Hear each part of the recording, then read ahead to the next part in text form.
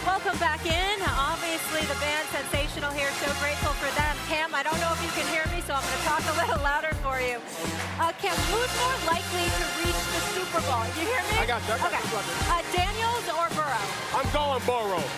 And, you know, it's hard for me not to understand and hear what the great Stephen A. talks about, but sometimes he gets a little beside himself. You know what I'm saying? Hello. We're here. What? But to say that, Joe Burrow did everything but make tackles and cover people on defense last year. When you lead the league in passing yards, passing touchdowns, and completions, and top five, in passing percentage and completion percentage, or passing ratings and completion percentage. These are things that you just have to consider. Like, he's getting better and better and better. And not only that, he has a Triple Crown winner and a #1 receiver in Jamar Chase, and he has his second option that's not too bad in T. Higgins as well. So you're talking about production. If they can figure that defense out, it'd be hard to discount what they're capable of doing, you know, for years to come. Stephen A., let me just reiterate the question because we had the phenomenal marching band going. Thank you. Appreciate that. Who's more likely to reach the Super Bowl, as Cam was just alluding to, Jayden Daniels or Joe Burrow? I think it's Jayden Daniels because I think he has a better team to play with. You know, you talk about if they could get their defense together. Well, you know what? If I go to Hair Club for Men, my airline would be 2 feet forward. I mean, there's a lot of ifs. You know what I'm saying? I mean, what the hell does that mean? Their defense is sorry. It's so bad, you've got cats that should be ashamed to put their name on the back of the jersey. They should be ashamed to let people know they're a member of the defense. That's how bad they looked in preseason. That's how bad they looked most of last season. How many games did you lose when your offense gave you 33-plus points? Now, I don't know what you thought was crazy about what I was saying about Joe Burrow, but I'll reiterate what I have said about him. The brother's a stud, passed for nearly 5,000 yards last year, 43 touchdowns last year, you know, first in both categories in terms of passing yards, TDs, about third in QBR and what have you. Here's the issue with Joe Burrow. Over the first 2 weeks of the season, the Cincinnati Bengals, in 12 games, the first 2 games of the last 6 seasons, their record is 1-11. Now, I have personally called for an investigation into their coaching staff. What the hell are you doing during the off-season and the preseason, training camp, OTAs, whatever, that y'all are never ready to play come September? In the month of September, in the Joe Burrow era, they're 7-10-1. In the month of October, they're 10-10. That's below 500. So they really start balling in November, December, and what have you. What Joe Burrow has to do is make sure that they start balling at the beginning of this season. You got to show up and make sure that y'all ain't in an 0-3 hole like you were last year, or 0-2 hole like you were 3 other times in the last 5 or 6 years, okay? Because we know what the brother can do. We know how spectacular he can be with throwing the football as a quarterback for the Cincinnati Bengals. But you're the one that said Jamar Chase needed to get paid. T. Higgins needed to get paid. Trey Hendrickson needed to get paid. And the Cincinnati Bengals went out, and they paid all of them. So now it's on you. You're getting $55 million a year. You did beat Patrick Mahomes in the AFC Championship game and went to a Super Bowl back in 2021. We get that. We know what you can do. But that don't mean you don't have to do it. And I'm looking at Joe Burrow and I'm saying, you know your defense stinks. Yep. You know what you're going to have to do. And by the way, you'll still make the playoffs despite how trash your defense is if you show up the first 2 or 3 weeks of the season. That shouldn't be too much to ask. You can't lose 16-10 in the season opener the way that you did to New England last year. Yeah. That can't happen.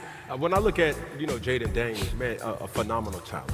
And the way he's been able to burst on the scene to make an instant impact is something that every franchise dreams of doing. We've seen it happen in C.J. Stroud. Yep. We've seen it happen, obviously, with Jayden Daniels. But we also seen this happen before, where first year success, other years distress. Yes. So I won't be so quick to crown him a Super Bowl contender yet. Does he have the skill set to do that? Absolutely. But when you're talking about somebody who's proven, the AFC better hope Joe Burrow and the Cincinnati Bengals don't figure out how to have early success. Okay. Because they've already have a formula to get late season wins, and that's what the season is really all about, because they have a saying in the locker room: we just got to get hot at the right times. And what better time to get hot than in November and December? But where your logic is a bit compromised is that giving the edge to a team that's missed the playoffs the last 2 years and ignoring the cats that were just in the NFC Championship game. Jayden Daniels and those brothers were in the NFC Championship game. They just re-signed McLaurin now, so you don't have to worry about losing your primary weapon. They were willing to trade Brian Robinson Jr. to San Francisco. You got an offensive coordinator in Cliff Kingsbury, and Dan Quinn can coach. So I'm looking at the structure that they have in place, and I'm like, yo. I think they're both game changers, Tim. I don't know about you. I got a quick take for you. Player who may not be there. One day later, the Kansas City Chiefs will play the Chargers in Brazil, and that man definitely won't be there. Rashee Rice accepted a 6-game suspension for violating the NFL's personal conduct policy. In July, he was sentenced to 30 days in jail and 5 years probation for his role in a multi-car crash in Dallas that left multiple people injured during the 24 offseason. Rice will be eligible to return week 7 ahead of a game against the Ravens. You want to see who they're playing? Well, some big games. According to our analytics, 4 of the Chiefs' 6 toughest opponents all season come during those first 6 weeks. The Charger game is a brutal one. I'll show you why in a minute. The Eagles, obviously, that's a rematch of the Super Bowl. The Ravens, who knows what that might be for by the time the season comes to an end. And the Lions are great. So the question is, what impact, Dan, does this have, and what more can you fill in for us here about Rashee Rice accepting this suspension? So people have to understand this is a result of a negotiation, right? Because that NFL tells Rashee Rice, we feel you violated the personal conduct policy. This is the suspension we think you should get. And he says, well, no, I think it's, and the NFLPA helps. And so they get to it. They had trouble getting to a resolution, so they set a September 30th hearing date for an arbitrator who was going to rule on it. But they continued to negotiate, and they finally got to a point where he accepted 6 games. Good thing, I think, in the end for the Chiefs, because now they have certainty. They know when the suspension starts and when it ends. If it had been a September 30th hearing, you don't know when the arbitrator is going to rule. You don't know what the ruling's going to be. You have no idea when the suspension would start, how long it was going to be. So at least now the Chiefs can plan around it. But the question is, what is that offense for these first 6 games without Rashee Rice in it, Harry? Still functionable because you have Patrick Mahomes at the quarterback position and Andy Reid down the plays up. Now, you're missing your most reliable wide receiver, but at the same time, you have Xavier Worthy coming into year 2. You're going to have Hollywood Brown for the start of the season. I like the young cat Tyquan Thornton, who's another deep ball threat that can take the top off the defense. And then Juju Smith-Schuster, he's a savvy veteran.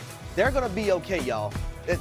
You look for the most part last season, they played without Rashee Rice. At the same time, this does, in my opinion, open up the door a little bit more for the Los Angeles Chargers and also for the Denver Broncos to try to take over the AFC West without Rashee Rice. So I think we also have to take into account that their defense is still going to be really good, but this is a perfect example of how football is so interconnected in their chain reaction. So I think them having a tackle changes everything about their offense. Because if their offensive lines are able to protect Mahomes, then they create some big plays. That changes everything about the way the defense approaches them. And then the short passes that Rashee Rice was taking with a guy on his back and taking him for 10 extra yards, those then become guys open by 5 yards. So this all goes back to being able to protect Mahomes. You can protect Mahomes, and that's why they let Tyreek Hill go away. Because, all right, if we can protect Mahomes, we can manufacture offense. So I'm looking to see, I'm not sure that they're going to miss Rashee Rice as much as